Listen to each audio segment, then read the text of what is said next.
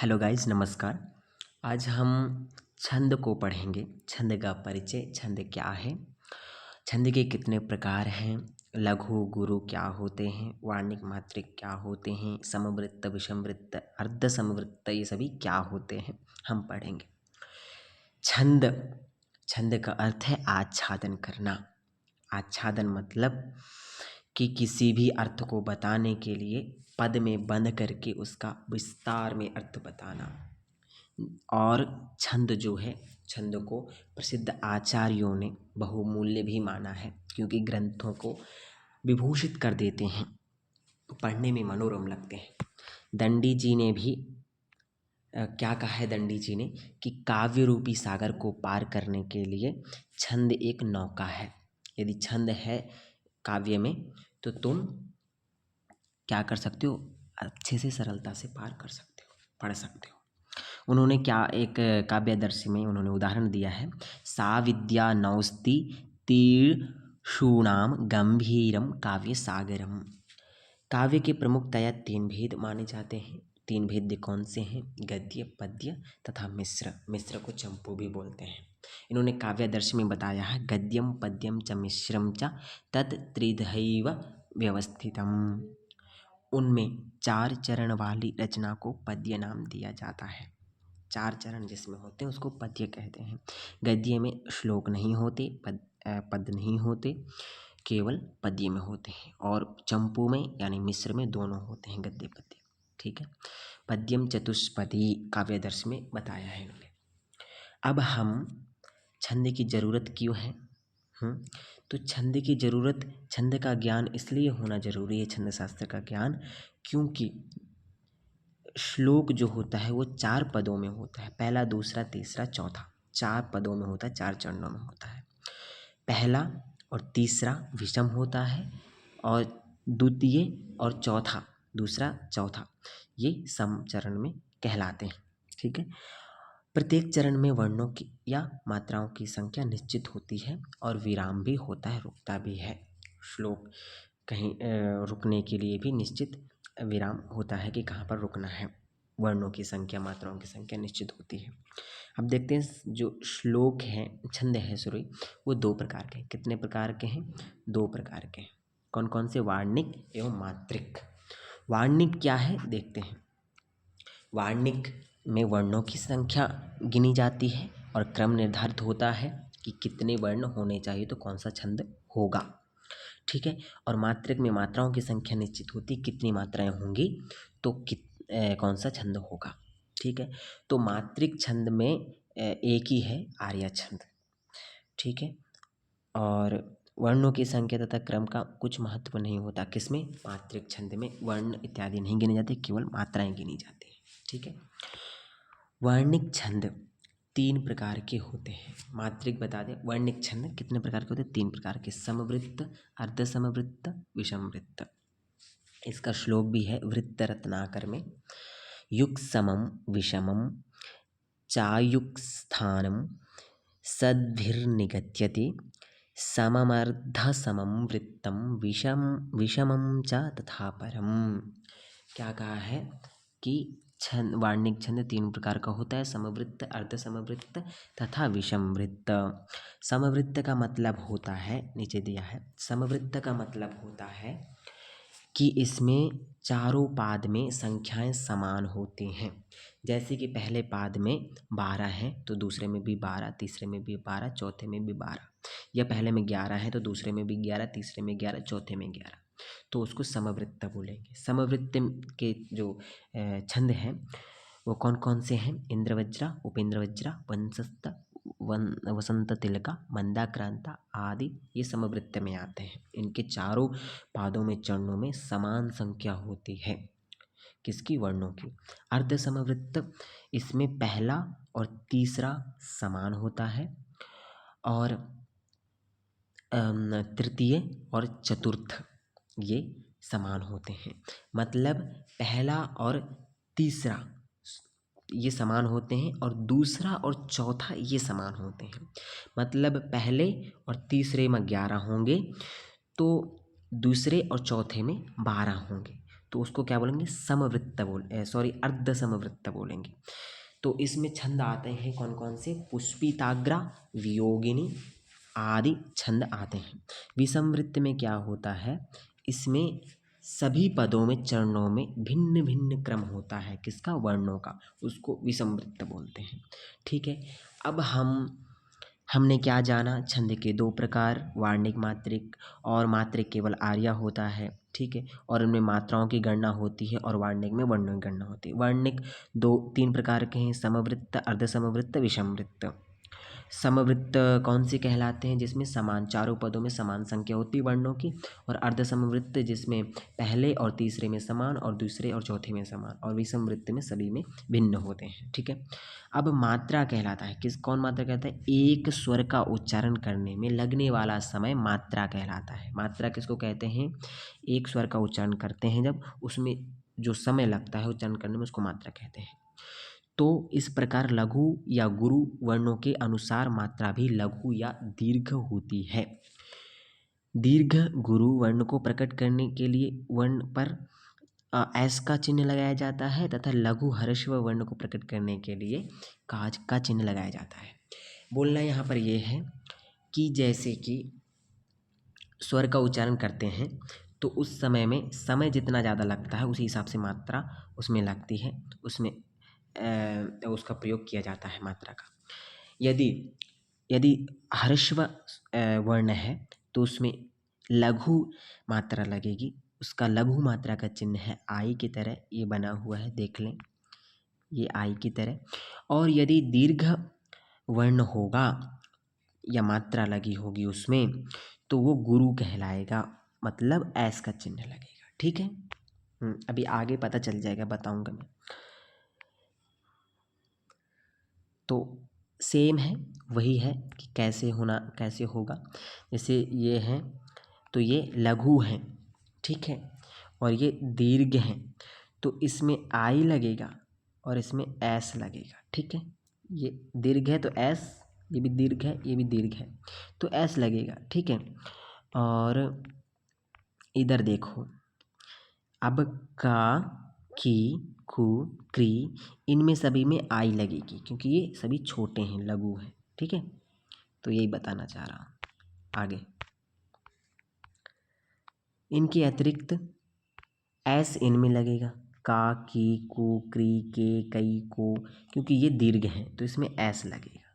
ठीक है, छंद शास्त्र में कुल 8 गण होते हैं, प्रत्येक गण में 3-3 वर्ण होते हैं। छंद सूत्र इस प्रकार है, इसको याद कर लें, इस श्लोक को आप याद कर लें कि ये इम्पोर्टेंट है, इससे आपको गण याद रहेंगे। 8 गण होते हैं। आदि मध्यावसानेषु यरता यान्ति लाघवं, भजसा गौरवं यान्ति मनौतु गुरु लाघवम। यहाँ पे क्या है, आदि मतलब पहले, मध्य मतलब बीच में, वसानेषु मतलब अंतिम में, यरता या से यगण, ठीक है, और रा से रगण, ता से तगण, यगण, रगण, तगण। ठीक है, ये हो गए। यान्ति का मतलब है या फिर अंति मतलब अंतिम, वसानेषु मतलब अंतिम, और या फिर अंति मतलब समझने के लिए बताया इन्होंने। लाघवम मतलब लघु और गुरु होता है। कैसे, आदि में गुरु मतलब पहले यरता है, यगण पहले क्या है, यगण है, तो यगण में आदि में क्या होगा, लघु होगा। यगण में क्योंकि आदि बोला है ना, तो आदि में लघु, फिर एस लघु होगा, और फिर एस होगा। फिर मध्या मतलब मध्य में कौन है, रा है, रगण है ना, तो इसमें मध्य में लघु होगा, लघु, तो SIS। फिर तगण है, तगण मतलब अंतिम में है, तो तगण में अंतिम में आई लगेगा। ठीक है, तो SSI हो गया, 3 हो गए। इसका अर्थ ये है। फिर है भजसा मतलब भगण, सगण और जगण और सगण। इसमें बोल रहा है कि गौरवम यान्ति मनौतु गुरु लाघवम। बोल रहे हैं गौरवम मतलब है गुरु लगेगा। किसमें? इसमें क्या लगा था? आदि में। आदि में क्या लगा था? इसमें लघु लगा था। तो इसमें सेम चलेगा, आदि मध्य अंतिम सेम चलेगा। बस क्या है इसमें गुरु, गुरु लाघवम, इधर में ऐस लाघवम था। तो भजसा में पहले गुरु फिर लघु लघु, जगण में पहले गुरु और मध्य में पहले क्या लगेगा? पहले लघु, बीच में गुरु फिर लघु, फिर अंतिम में लघु लघु गुरु, हो गया ऐसे। और मनौतु, मनौतु मतलब मगण और नगण। तो मगण मगण होगा कैसा? गुरु, ठीक है। नगण होगा लघु। ये आई होप समझ में आया होगा। यगण रगण और तगण क्रमशः आदि मध्य और अंतिम लघु वर्ण वाले होते हैं। भगण जगण तथा सगण क्रमशः आदि मध्य तथा अंतिम गुरु वर्ण वाले होते हैं। और मगण में सारे गुरु और वर्ण तथा नगण में सारे लघु वर्ण होते हैं। जो मैंने बताया वही लिखा है, हिंदी में पढ़ लीजिए। यही इस सूत्र का अर्थ है, देख लीजिए। आदि गुरु, मध्य गुरु, अंत्य गुरु, तीनों गुरु, तीनों लघु, सेम वही है। इन्हीं 8 गणों को एक अत्यंत सरल सूत्र द्वारा भी स्पष्ट किया जा सकता है। जैसे बहुत सरल है, एक ये भी है, यमाता राज भान सलगा। यमाता राज भान सलगा। यमाता, या से यगण, मा से मगण, ता से तगण, रगण, जगण, भगण, नगण, सगण और लघु गुरु। लघु गुरु मीन्स, समझाता हूँ मैं, देखो इसमें क्या है कि तुमको कुछ भटकने की जरूरत नहीं है इस सूत्र में। पहले नंबर से यदि आपको यगण के ढूंढने हैं कौन कौन मात्राएं, तो यमाता, यमाता से यमाता, देखो यगण का निकला है यमाता। अब मगण का ढूंढना है तो आप क्या करोगे? मगण का ढूंढना है, मगण का ढूंढना है तो आप क्या करोगे? मगण का ढूंढना है तो माँ से मातारा तक मिल गया मगण, सभी गुरु लघु गुरु होते हैं ना। फिर ऐसे करके तगण का ढूंढना है तो तगण का मिल गया, ताराज, ये सभी हो गए। फिर ऐसे रगण का, ये सभी हो गए। फिर जगण का, फिर भगण का, ऐसे करके सभी आ जाएंगे, ठीक है। और लघु गुरु का मतलब है, लघु किसके लिए है? ना के लिए, और गुरु माँ के लिए है, सेम है। आगे पढ़ेंगे समझ में आएगा इसमें।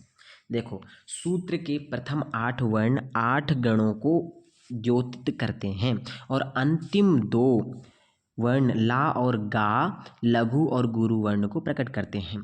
गण बनाने की सरल विधि, जिस गण को द्योतित करना है उसकी तथा उसकी आगे की 2 मात्राएं जोड़ने कुल 3 से वह गण बन जाता है। उदाहरणार्थ मैंने बताया ना, वही है कि य म ता, ये तीनों को जोड़ने से यगण बन जाता है, ऐसे मगण बन जाता है। आगे वही चीज़ समझा रहे हैं यहाँ पर। आगे देखते हैं, जैसे यगण, यगण में क्या है?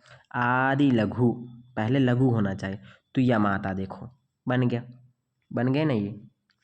ऐसे ही मगण में माँ तारा, तीनों गुरु, तगण में ताराज, है ना। तो ऐसे बनेंगे सभी, देख लीजिए एक बार आप। और लघु गुरु लास्ट वाले 2 है ना, यमाता राजभान सलगा, ल गा, तो ला मतलब लघु, गा मतलब गुरु, ठीक है। हाँ, मात्रा लगाते समय ध्यान देने योग्य बातें। लघु स्वर के बाद यदि अनुस्वार हो तो वह गुरु माना जाता है, ठीक है। यदि लघु स्वर है तो उसमें आई नहीं लगेगा, उसमें ऐस लगेगा। क्यों? क्योंकि उसमें अनुस्वार लगा है। जैसे कि समझ लो आ है, इसमें अभी आई लगेगा, मगर इसमें एक बिंदी रखी हो ऊपर में, तो उसमें ऐस लगेगा। ठीक है, समझ लेना। और आ है, आ है, आ है, इसमें आई लगेगा, पीछे बिंदी है तो ऐसा लगेगा। दो चीज़ें समझ लो। पंचमादि, यहाँ आ, पा और मा वर्ण अनुस्वार युक्त हैं, अतः गुरु माने गए हैं और उन पर ऐस का चिन्ह लगेगा। सेम जो बताया। यदि लघु स्वर के बाद विसर्ग हो तो वह भी गुरु माना जाता है, जैसे रामः, नरः, मतिः आदि। यहाँ मा, र, ति विसर्ग युक्त है, अतः गुरु माने गए। अभी मैंने बताया था ना, आ के पीछे बिंदी वही वही विसर्ग है और उसमें ऐस लगेगा। संयुक्त व्यंजन से पहले वाला वर्ण भी गुरु माना जाता है, जैसे सर्वत्र, युक्त आदि। यहाँ त्र युक्त संयुक्त वर्ण है, अतः उसमें पहला वर्ण है। यहाँ पे ये बता रहा है कि जैसे आ है, जैसे अध्यापक है, मान लो अध्यापक, तो आप आ में आई नहीं लगा सकते। क्यों? क्योंकि ये आधा है ना, ये इसमें जुड़ जाएगा तो ये बड़ा हो जाएगा, तो इसमें ऐस लगेगा। ठीक है, और ये बड़ा ही है, ऐस लगेगा, ऐस लगेगा। फिर पा है, इसमें आई लगेगा क्योंकि इसके आगे आधा वर्ण कोई है नहीं संयुक्त वर्ण, तो आई लगेगा। यदि त्रा होता तब भी त, र, अ 3 वर्ण है ना, इसलिए इसमें ऐसा लगता। ये बता रहा है। ठीक है, आगे वा गुरु हो, या वा भी संयुक्त, अतः उससे पहले सा भी गुरु होगा। ठीक है, संयुक्त वर्ण है अतः उससे पहले वर्ण गुरु होगा। वही चीज़ें बताया मैंने जो। अब छंद की आवश्यकता, परिभाषा के अनुसार चरण का अंतिम वर्ण गुरु माना जाता है। आवश्यकता के अनुसार यदि लास्ट वाला वर्ण है, लास्ट वाला जैसे कि वाह है, इसमें तो ठीक है गुरु लगेगा ही। यदि वह होता तब भी गुरु लगता, या फिर वाह केवल होता तब भी गुरु लगता। लास्ट में आवश्यकता के अनुसार गुरु लघु लगा सकते हैं। ठीक है, अब उपर्युक्त नियमों को एक श्लोक के माध्यम से भी अभिव्यक्त किया जा सकता है। इस श्लोक को भी याद कर सकते हैं आप, सरल है। सानुस्वारश्च दीर्घश्च विसर्गी च गुरुर्भवेत्, वर्णः संयोगपूर्वश्च तथा पादान्त गोपी वा। मतलब सानुस्वारश्च, अनुस्वार में गुरु लगेगा, दीर्घ लगेगा। ठीक है, विसर्ग में दीर्घ लगेगा। संयोग मतलब संयुक्त वर्ण जो होंगे उसमें भी लगेगा, जैसे त्रा, तर, आ है तो उससे पहले आ में लगेगा। ठीक है, और पदांत मतलब पद के अंतिम में भी आवश्यकता अनुसार लगा सकते हैं। यही चीज़ यहाँ पर दिया है, आप पढ़ सकते हैं अपने आप पॉज करके वीडियो को। ठीक है, आगे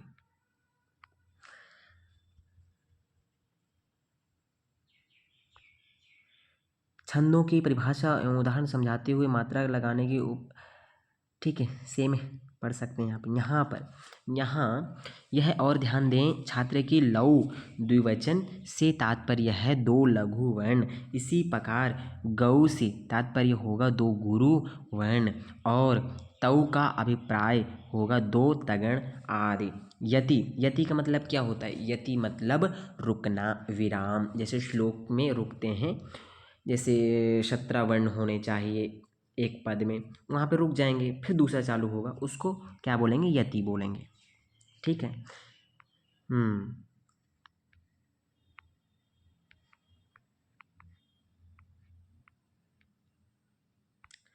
तो परिचय हो गया, आज का हमारा परिचय हो गया। और ये आर्य छंद को हम पढ़ेंगे। आर्य छंद ये पूरा नहीं है, इसलिए अभी हम छोड़ रहे हैं। परिचय हो गया आज। तो कैसी लगी वीडियो आप लोगों को? अब नेक्स्ट से हम परिचय छंद का करवा दिए, अब एक एक छंद करके हम पढ़ेंगे सभी छंदों को। तो अच्छी लगी हो वीडियो तो इस वीडियो को लाइक कीजिए, चैनल को सब्सक्राइब कीजिए और शेयर कीजिए। धन्यवाद, बाय बाय।